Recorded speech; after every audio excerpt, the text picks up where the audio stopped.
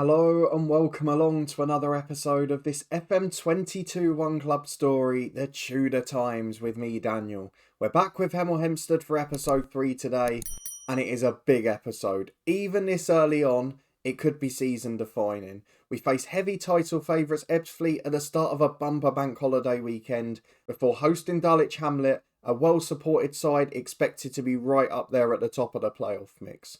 So 3 of the top 5 sides according to the pre-season predictions in the first 4 games. And it's really going to tell us if we've got a playoff chance or not. So far, we've done pretty well. We're yet to concede a goal. And if we can say that at the end of this episode too, I will be absolutely delighted. Somehow, I very much doubt that will be the case though. If you want to find out, please do put a thumbs up on the video. Subscribe down below for daily FM22 content from 2 long-term stories. Throughout the beta period, we've got 2 episodes a day. 11:30 for this series and 3:30 for the head coach. Thank you so much for your support on both of them so far, and with the Derby beta live stream save on Twitch too. You can find all the links you need up in the eye above, as well as a few other bits as well. But as you can see, since you were last with me, we have managed to pick up our first win. We have kept our perfect defensive record. The only slight concern is we're not really taking chances at the moment. We were fantastic in the game we played off camera against Braintree. Let me show you the game very quickly. We ended up winning it 1-0 with a Stephen Gleeson penalty in the 65th minute. But if I show you the stats, it will tell a very different story. Our expected goals, our chances, suggest we should have won 3, 4 or 5. 2.5 nearly on the expected goals, 18 shots, 5 on target and nearly 2/3 of the ball. All of the players having brilliant games, apart from the striker and the box-to-box midfielder. Those were the 2 who were wasting most of the chances.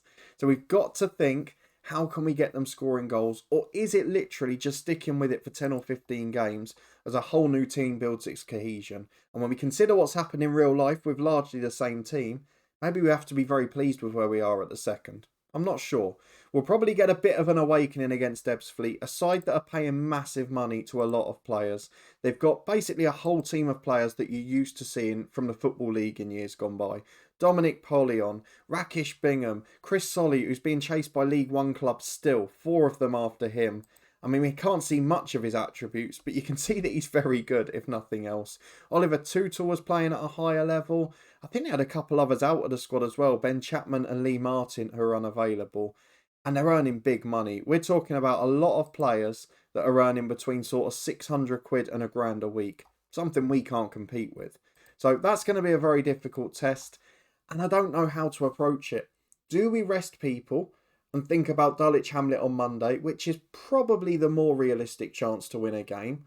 Or do we go all out to try and keep the good momentum going at the start and then risk running out of steam on Monday and maybe ending up with no points? I just don't know which way to go with it. If I show you Dulwich Hamlet by comparison, still a very good squad, some very good players, and obviously they've got a much bigger support base, but there's still a few little cracks in there. They're not quite as strong a side, and they haven't actually started the season as well either. So I'm a little bit torn between the 2 options here. The only way to find out is to go and get into the first one. On the way, let me just show you that we're looking at a couple of youngsters on free loan deals from Stevenage and MK Dons, quite local sides. We've been asked to bolster at centre-half, so it's a simple way to do it.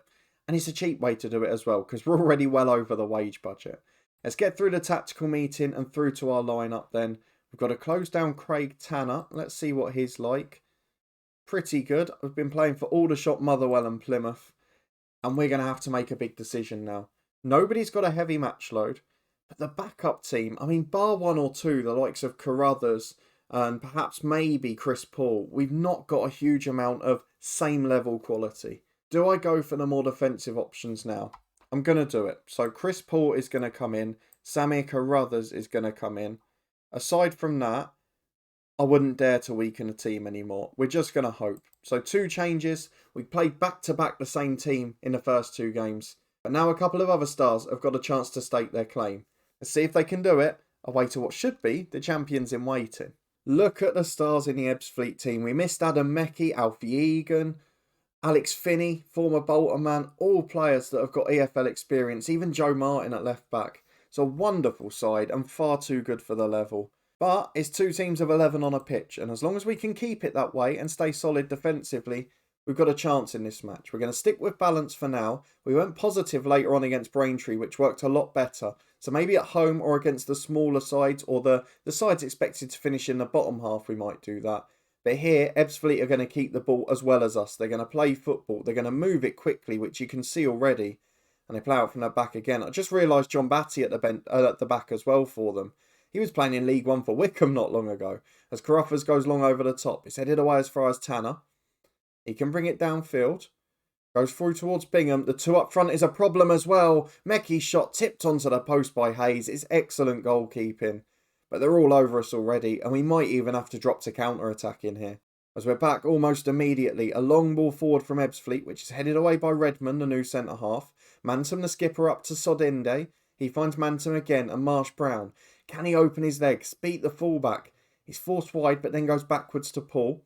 Starting his first game of the season after coming back from injury. Back to Carruthers, the other man who came in today. To Dobson, left side of the box. Two in the middle if he can find them. Marsh Brown's one. That's a great chance. You can't miss those. The stats show we yet to hit the target, but that was by far the best opportunity of the match. 20 minutes gone, goalless. Tanner puts the corner in, near post. Kapekwa heads away. I still can't believe that's not gone in. And that's the perfect example today of not taking chances. As what's Hayes doing? Thankfully, the shot goes wide from the edge for Imeki. But he came out and he punched it. There was no one near him. He could either let it go for a goal kick. He didn't have to do anything with it at all. And he somehow nearly put it into his own net. Not the best work at all. You may have noticed in the first half my camera randomly zoomed out as well. But we're back in now. Still got the amateur errors in us somewhere. As Tanner picks the ball up on the right and cuts inside. Looks like he could hold on to the ball for the whole 90 minutes if he wanted to, honestly. Polian gets it wide to Tanner, out to Solly, who's on the overlap. Former Charlton man, only left there, 18 months ago? And he's put it on a plate for Dominic Polian. It's too good. We cannot compete with a quality and a talent coming from all over the park. Redmond's getting blamed with the goal, but what can you do about that? It's a pinpoint perfect delivery. The classic striker pinning onto the back post. And at this level, that leads to a lot of goals. Ebbsfleet by far the better side. And at the moment, we're lucky it's just one. We're going to tell the lads they've been unlucky because we have had a great chance through Marsh Brown. But I don't think we're going to get many more in this game. And if we get one, we're going to have to take it. I guess the one pleasing thing as the hour mark approaches and we get a ball in ourselves. Oh, what a mistake by the keeper. Chris Paul just floated one in. Nowhere near the same quality as Chris Solly in the other end. But the keeper flapped at it. He completely missed it. I don't think Sodende read it. I don't think he knew the keeper would miss it. It ended up sort of just hitting him. But it bobbled into the net. And with 20 to go, we're currently drawing away to the prospective champions. And that would be a fantastic result. We've had two of the toughest away games of the season to start. And at the moment, we're getting a point out of both of them. I'm going to replace Carruthers with Gleeson. Just bring that experience on late on. Castiglione will come on for Marsh Brown, who's not had the best game in the world. And I think I'll leave the last one for now, because there's nowhere we can really improve. I might make the change with Simpson and Paul a bit later, but Paul's a bit taller at the back post against the front two, and I think that makes a difference. Okay, 3 minutes plus stoppage time to go. Both Shaw and Mantum are really struggling. I think we're going to take Shaw off for Simpson, just to give him a little rest. Mantum can stay on for now. And we've got a free kick with Dobson. Can we nick it? Oh my word, we're going to nick it. Sodiende, no. The flag goes up. It's one of those sneaky changes this year. So you don't know that it's offside straight away. It does the normal goal celebration bit first. And now they're at the other end. They might nick it themselves. Bingham hits the post. It is a brilliant finish to the game. But Simpson gets it away. And with 4 minutes of stoppage time to go... Oh, what could have been. Sodiende nearly got his second, but he has opened his account for the club. We do get a brilliant draw away at Ebbsfleet, but are we going to regret it on Monday night? That was the question I asked at the start of the episode. I'm no closer to getting the answer now. We'll find out in a moment. Back to face Dulwich Hamlet at home in the National League South, but we have a sign-in first. No wage contribution. Sam Dreyer comes in as a squad player at centre-half from Stevenage. The other lad, Davis, rejected us for Brackley. But a solid enough pro. Decent attributes in the key areas. Not the best positioning. But he's 6'3", big in the jump. Might help us from set pieces in particular. I'm happy enough with him. He's going to do a good job for us. He's only 18 years of age. And I'm sure will be beneficial to him as well, training-wise. Very quickly before we get into the game, I know I said I wasn't going to show you much of the data hub during the season and save it mainly for the end of season review. But I just want to show you very quickly how bad we've been in front of goal. We get the XG table up, not my favourite stat normally, but we're third in the table. Expected goals are 4.8 and we've only scored 2. That tells you where a lot of our problems are in front of goal. And if I show you the shooting one by comparison, these are the things I keep an eye on to adjust the tactic. We are the most wasteful team in the league and we're creating more chances than over half the team. So it's quite frustrating to say the least. But this is the thing when the dynamics are improving. And it starts to show you where all of these things come full circle because the team cohesion's poor, which is why we're wasting some of those chances. That will come in time. And today could be a lovely opportunity to start to put some goals away. Let's trigger the press on Simon Block Jorgensen, who is their sweeper keeper goalkeeper. And let's see how many changes we're going to have to make fitness-wise. Oh dear. We've got an added problem where Noel Williams, the sub-striker, is on international duty. At the weekend, we've got Ochieng away as well. We're in a bit of trouble here. Bear with me a moment while I adjust the lineup. So I think this moment has shown where the weaknesses in the squad are remaining and perhaps what we're going to have to deal with international-wise that I didn't expect at the start of the year. I am going to take a gamble on a few because this judgment isn't perfect. We haven't got a sports scientist and we've only played 2 games for some of them. So like the centre-halves, I think will be all right. We've got the best part of a week off after. I think we need to get another winger in because Dobson was the least fit there. He is a little bit older. He's a set-piece star as well. So we're going to miss him today.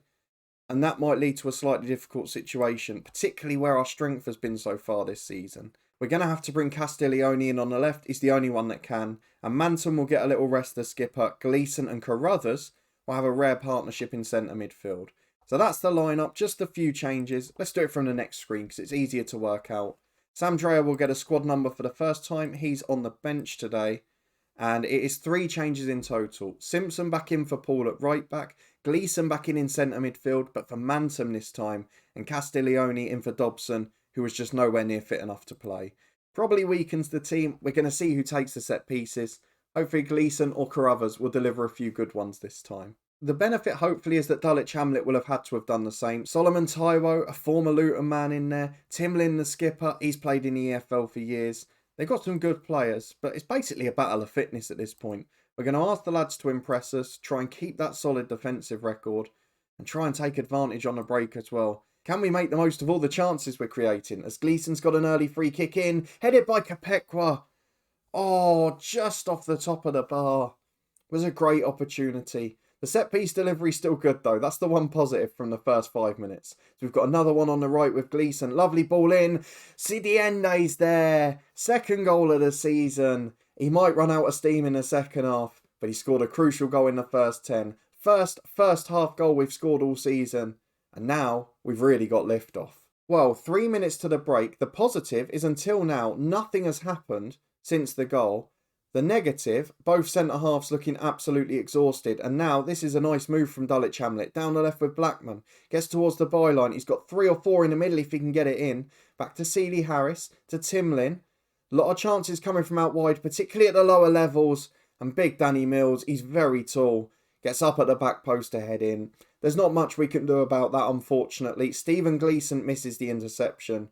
But at the stroke of half-time, it is 1-1 here. And Dulwich Hamlet have got level. Wouldn't normally be a huge concern, but with the level of fitness we've got at the moment and the lack of options on the bench, I think we know this is going to be a tough second half now, don't we? Let's see if we can get back on top. Right, an hour gone. I'm not going to wait any longer for changes today. Castiglione's on the left-hand side. Not sure why the role's changed. I'm going to tuck him in this time as an inverted winger. I'm also going to take Mantum on for Carruthers, who's been poor. Gleeson will go back to his normal role. Which centre-half do I take off?